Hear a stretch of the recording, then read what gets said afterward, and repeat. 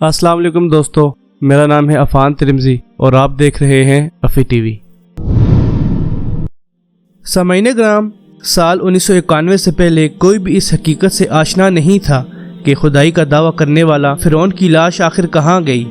قرآن پاک میں بھی اللہ نے سورہ یونس آیت نمبر 92 میں فرعون کی لاش کا ذکر کرتے ہوئے فرمایا، سو آج ہم صرف تیری لاش کو نجات دیں گے تاکہ تو ان کے لیے نشانہ عبرت ہو جو تیرے بعد ہیں، اور حقیقت یہ ہے کہ بہت سے آدمی ہماری نشانیوں سے غافل ہیں۔ یہ آج سے 3500 سال پہلے کا زمانہ تھا جب مصر کا حکمران فرعون حضرت موسیٰ علیہ السلام اور ان کی قوم کا پیچھا کرتے ہوئے دریا کے کنارے پہنچ گیا۔ تب اللہ تعالیٰ کے حکم سے حضرت موسیٰ علیہ السلام نے اپنا عصا دریا پر مارا اور سمندر دیکھتے ہی دیکھتے 2 حصوں میں تقسیم ہو گیا، اور یہاں اتنا لمبا راستہ بنا کہ پوری بنی اسرائیل قوم اور حضرت موسیٰ علیہ السلام نے دریا عبور کر لیا۔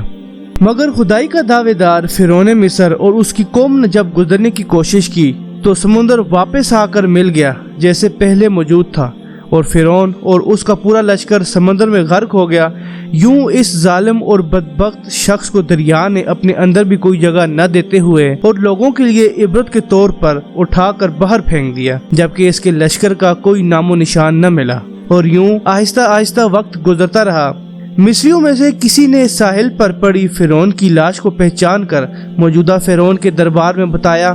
جس کے بعد فرعون کی لاش کو محل پہنچا دیا گیا اور درباریوں نے مسالہ لگا کر اسے پوری شان و شوکت اور احترام کے ساتھ تابوت میں رکھ کر محفوظ کر لیا۔ اس عمل کے دوران درباریوں سے ایک غلطی ہو گئی، اور وہ غلطی یہ تھی کہ فرعون چونکہ سمندر میں ڈوب کر مرا تھا اور مرنے کے بعد کچھ عرصہ تک پانی میں رہنے کی وجہ سے اس کے جسم پر سمندری نمکیات کی ایک تہ جم گئی تھی، سو مصریوں نے اس کی لاش پر نمکیات کی وہ تہ اسی طرح رہنے دی اور اسے ایسے ہی ہنود کر دیا۔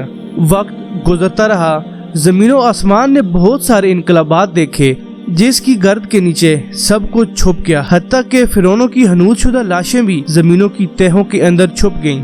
پھر 2000 سال کے بعد اس دنیا میں اللہ کے آخری نبی حضرت محمد صلی اللہ علیہ وآلہ وسلم تشریف لائے، اور ان پر نازل ہونے والی آخری کتاب کے اندر انسانوں کی عبرت کے لیے فرعونوں کے قصے بڑی تفصیل کے ساتھ بیان کیے گئے، اور اسی سلسلے میں فرعونوں کے جسم کو محفوظ کرنے کے بارے میں بھی ایک آیت نازل ہوئی، جس کے اندر اللہ پاک واضح طور پر فرماتے ہیں کہ ہم تیرے جسم کو آنے والے انسانوں کے لیے عبرت بنا کر محفوظ کر لیں گے۔ سامعین، ان آیات کی سچائی پر تمام مسلمانوں کا ایمان تو تھا، لیکن وہ یہ سمجھنے سے قاصر تھے کہ اس خدائی کا دعویٰ کرنے والے کی لاش بھلا کہاں محفوظ ہوگی اور اسے کیسے عبرت کا نشان بنایا جائے گا۔ یہ معاملہ اتنا حساس تھا کہ آپ ذرا خود سوچنے کی کوشش کریں کہ اگر اللہ تعالیٰ کا یہ وعدہ نعوذ باللہ غلط ثابت ہو جاتا تو غیر مسلمز کے سامنے مسلمان کس طرح باقی قرآنی آیات کا دفاع کرتے۔ مگر یہ اللہ پاک کا وہ کلام ہے جس کے اندر شک کی کوئی گنجائش نہیں، اس لیے ہر دور کے اندر اس نے اپنے آپ کو اپنے ایک ایک لفظ کو منوایا۔ سن 1871 میں مصر کے ایک شہر الغورنیہ سے تعلق رکھنے والے غریب چور احمد عبد الرسول کو فرعونوں کی ہنود شدہ لاشوں کی طرف جانے کا ایک خفیہ راستہ مل گیا۔ اس کی بس اتنی خواہش تھی کہ فرعونوں کی لاشوں کے ساتھ موجود قیمتی نوادرات یعنی چاندی، سونا، ہیرے اور موتی وغیرہ کو چرا سکے۔ جب اس نے یہ خفیہ راستہ ڈھونڈنا شروع کیا تو اسے کچھ لوگوں نے مشکوک سمجھ کر پکڑ لیا اور پولیس کے حوالے کر دیا۔ بعد میں وہ جس جگہ کو کھود رہا تھا وہاں سے ملنے والے راستے کی جب مسلسل کھدائی کی گئی تو 1891 کے اندر دوسری ممیوں کے ساتھ ساتھ اس غرق ہونے والے فرعون کی لاش بھی مل گئی۔ اس کے کفن پر سینے کے مقام پر اس کا نام بھی لکھا ہوا تھا۔ ان ممیوں کو ماہرین اپنے ساتھ قاہرہ لے گئے، جہاں جب اس کا تفصیل سے جائزہ لیا گیا تو فرعون والی ممی پر جمی نمکیات کی تہ سے اس بات کی تصدیق ہو گئی کہ یہ وہی فرعون ہے جسے پانی میں غرق کر کے اللہ پاک نے نشان عبرت بنانے کا وعدہ کیا تھا۔ پوری دنیا میں کھلبلی مچ گئی۔ اس بات کی تصدیق کے لیے دنیا بھر کے ماہرین آثار قدیمہ اور سائنسدانوں نے مصر کی طرف رخ کیا۔ مختلف ٹیسٹ کرنے کے بعد دنیا بھر کے سائنسدانوں نے تصدیق کر دی کہ دوسری سب لاشوں کی نسبت صرف اس ایک فرعون کی لاش پر ہی سمندری نمکیات کی تہ جمی ہوئی ہے، جس نے اسے محفوظ رکھا ہے اور گلنے سڑنے سے بچا رکھا ہے۔ اس تصدیق کے بعد اسے بالآخر فرعون کی لاش قرار دے کر اسے میوزیم کے اندر محفوظ کر دیا گیا۔ سن 1982 کے اندر یہ ممی خراب ہونے لگی تو اس وقت کی مصری حکومت نے فرانس کی حکومت کو درخواست کی کہ اسے خراب ہونے سے بچایا جائے، اور جدید سائنسی انسٹرومنٹ کی مدد سے اس کی موت کی وجہ بھی معلوم کی جائے۔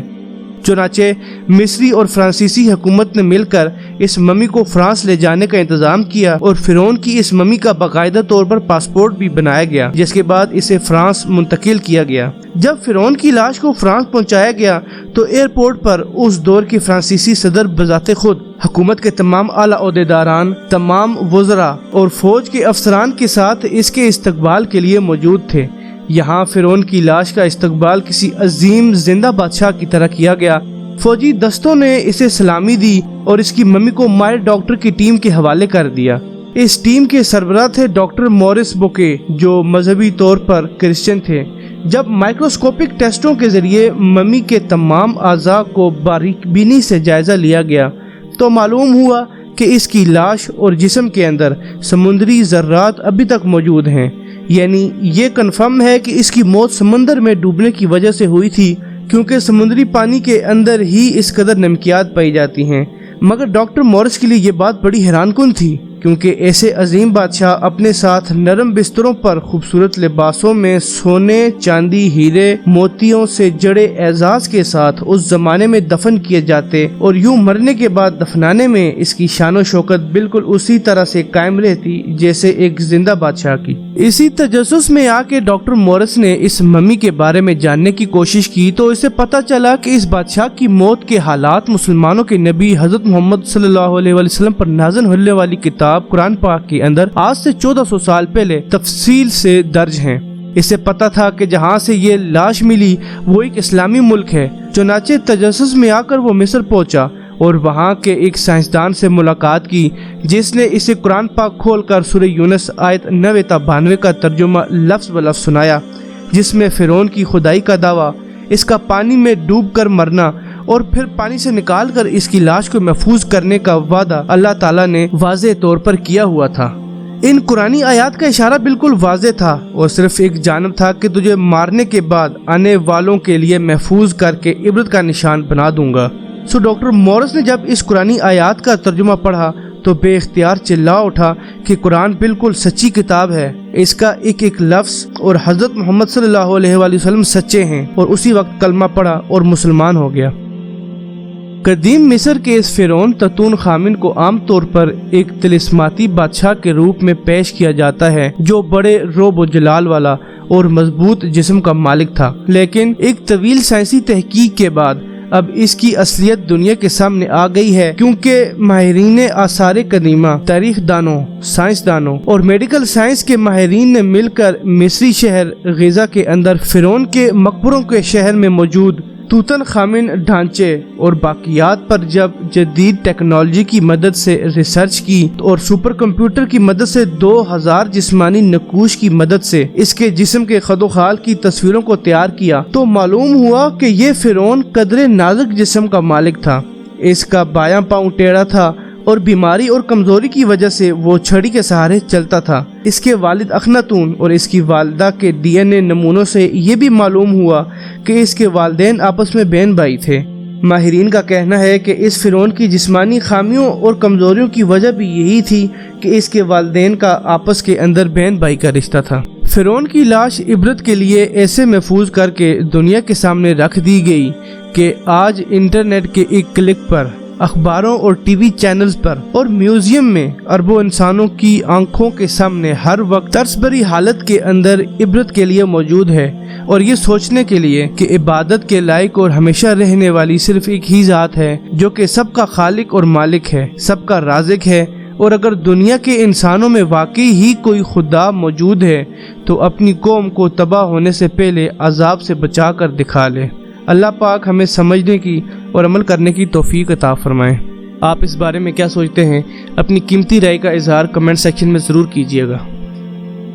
ناظرین، آج کے لیے بس اتنا ہی۔ اگر آپ ہمارے چینل افی ٹی وی پہ نیو ہیں تو براہ مہربانی ویڈیو کو لائک اور چینل کو سبسکرائب کر کے آگے دوستوں تک پھیلانے میں ہماری مدد فرمائیں۔ میں جلد ہی انشاءاللہ آپ سے اسی طرح کی ایک نئی انٹرسٹنگ اور انفارمیٹیو ویڈیو کے ساتھ حاضر ہوں گا۔ تب تک کے لیے اپنا بہت سارا خیال رکھیے گا اور مجھے اپنی دعاؤں میں یاد رکھیے گا۔ اللہ حافظ، السلام علیکم۔